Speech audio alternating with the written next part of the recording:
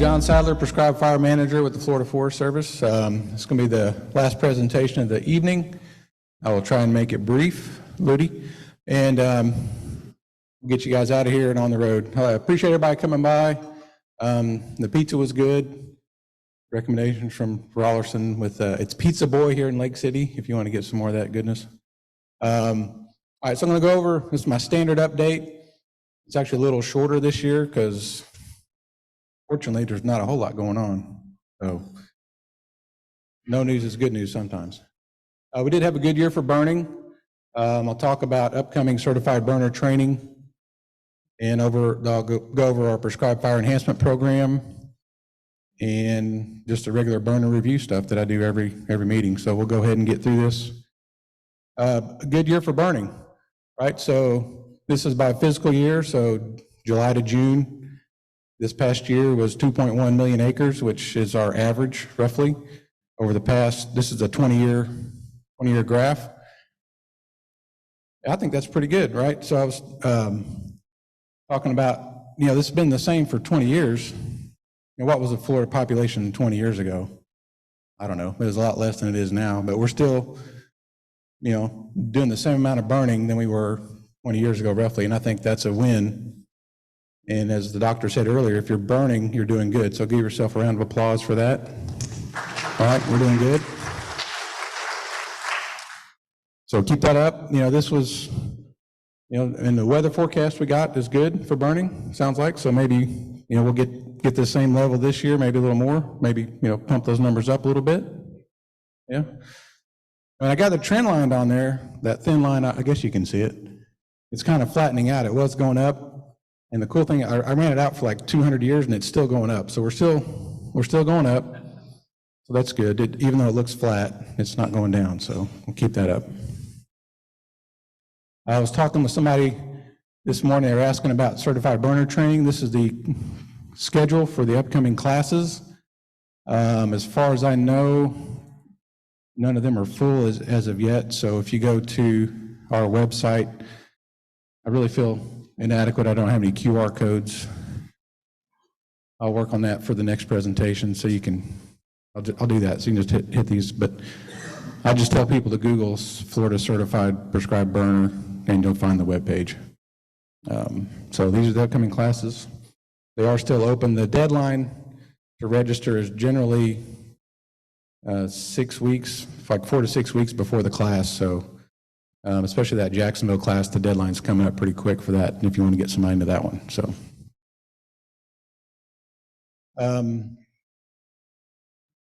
burner review.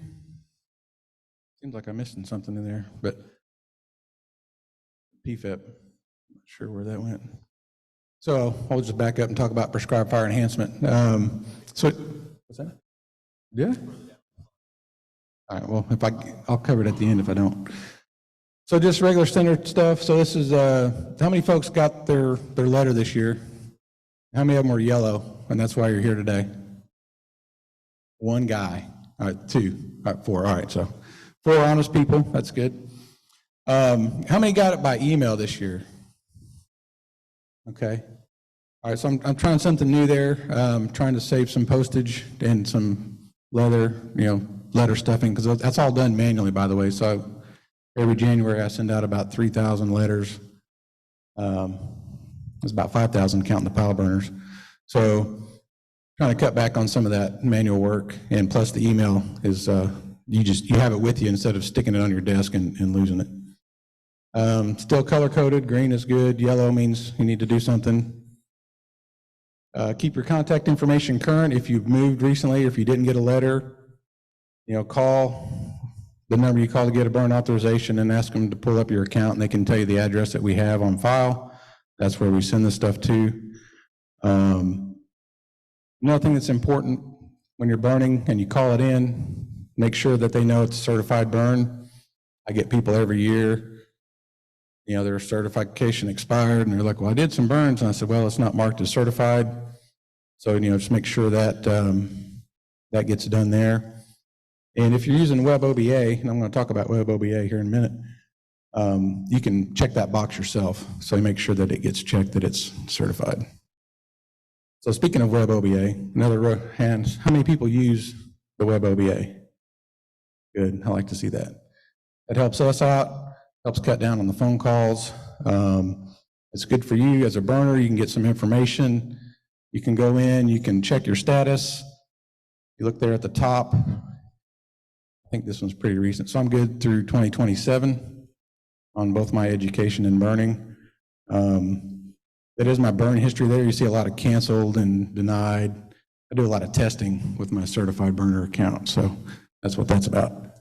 Another thing you can do, I talked about making sure your information is current. You can update your mailing address, your email address, phone number. You can do all that yourself. That way, you make sure you get that information. And if you have your email address in there, then I'll send it to you by email instead of snail mail. And for those that maybe work on a forest or a management area that does a lot of burning, and there's a lot of people that are certified and you don't actually get the authorizations in your name, you got the burn participation log. Please fill that out and get it to me. You don't need to fill it out every year, just when you get the yellow letter. Although I would recommend, I tell people to try and get one burn authorization each year in their name. That way you don't have to fill this out, and it keeps your stuff current. So, yes. So, as a refresher, so to keep your certification as a burner, you have to have at least 2 authorizations in your name every 5 years, or within the previous 5 years, or you can participate in 5 certified burns. And if you look here, I don't know if you can read the form or not, but when you're turning it in, you put the date of the burn, the authorization number, and the name of the person that got the authorization and their certified burner number. And I go into our system and associate you with that burn, and that's how it calculates your good through. Thanks, Greg. Things to remember, your prescription is a legal document.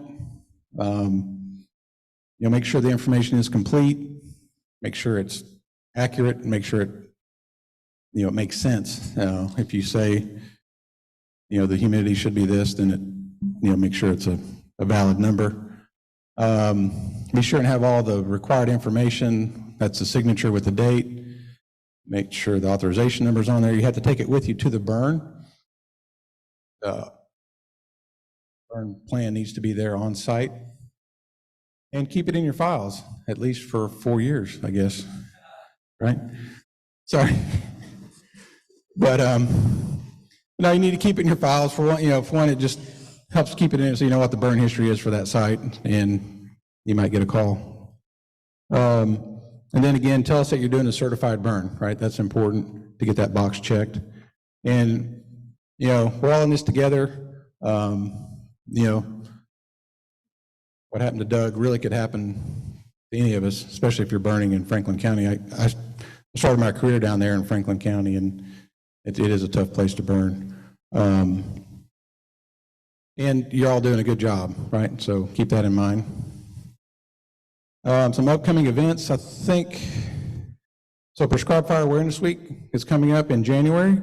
It's the 4th Sunday, 4th Sunday in January is when that starts every year. So this year it's January 28th to February 3rd. And on that Saturday, February 3rd, has been mentioned by at least 2 other people. There is the Red Hills Fire Festival at Tall Timbers. So that'll be a nice time for everybody to come out. And hopefully we'll have the Bradley's sausage truck there again. That was good. So we'll do that. And I don't have my slide in here for that, but that's okay. So the Prescribed Fire Enhancement Program, it's a thing we do every year with the state, and we provide funding to other state agencies to help them enhance their burning program. A little bit different this year. We offered the opportunity to do 2-year contracts, and some of the state agencies have taken advantage of that. And one of the shortcomings of doing a contract from like October to June is you miss a big chunk of the year where you can get work done. So by doing a 2-year contract, hopefully we'll be able to get some stuff done this coming summer on that. So again, short and sweet. I don't have a lot of new stuff this year to cover. The Does anybody have any questions for me in general? Okay.